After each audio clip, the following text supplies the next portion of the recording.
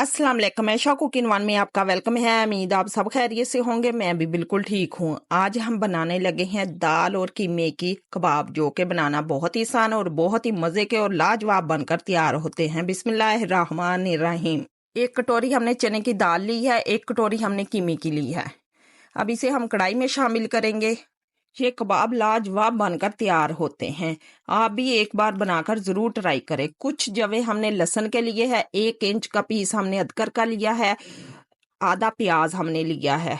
इन तमाम चीजों को भी हम शामिल कर, एक कड़ी पत्ता लिया है, दालचीनी का पीस लिया है, 1 बड़ी इलायची, 3 लौंग लिए हैं। इसे भी हम शामिल कर देंगे।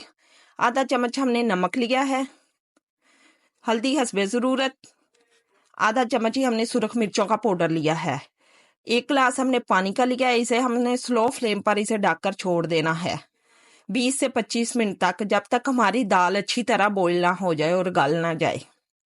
ये दाल और कीमा हमारा अच्छी तरह गल चुका। अब इसमें से जो हमने खड़े मसाले शामिल किए थे वो निकाल लेंगे और दाल को हम अच्छी तरह पीस लेंगे।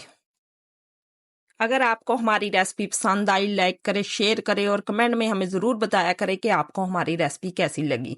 यह हमने दाल और कीमे को अच्छी तरह पीस कर हमने फ्रिज में 20 मिनट तक रख दिया था। ये अच्छी तरह सेट हो चुका है। 1 टीस्पून हमने काली मिर्ची शामिल की, 1 टीस्पून हमने गरम मसाला शामिल किया, 1 टीस्पून ही हमने भुना कुटा जीरा शामिल किया और 2 टीस्पून हमने सूखे धनिए के शामिल किए। 3 से 4 हमने सब्ज मिर्चें शामिल की, आधा हमने बारीक कटा हुआ प्याज शामिल किया। अब अच्छी तरह इसे मिक्स करेंगे। ये बहुत ही लाजवाब कबाब बनकर तैयार होते हैं। आप भी एक बार जरूर ट्राई करें। अब अच्छी तरह हमने मिक्स कर लिया। एक हमने कुकिंग कटर ले लिया है, इसके साथ हम कबाब बनाकर तैयार करेंगे। इसके साथ इक्वली शेप बनकर तैयार होगी। आप चाहे तो किसी भी डिब्बे का ढक्कन भी लेकर इस कबाब को तैयार कर सकते हैं। इसी दौरान आप कबाब को फ्रीज भी कर सकते हैं। अब 2 हम अंडे लेंगे, इसे हमने अच्छी तरह फेंट लेना है। बहुत ही कम टाइम में आप ये कबाब बनाकर तैयार कर सकते हैं। अब अंडे को हम अच्छी तरह फेंट लेंगे। इसमें थोड़ा सा हम नमक शामिल करेंगे। अब इसमें हम कबाब को शामिल करेंगे। अच्छी तरह हम इसे कोट कर लेंगे अंडे के साथ। ऑयल को हमने पहले ही गर्म होने के लिए छोड़ दिया था। अब इसमें हम तमाम शामिल कर देंगे कबाब। अब इसकी हम साइड चेंज करेंगे।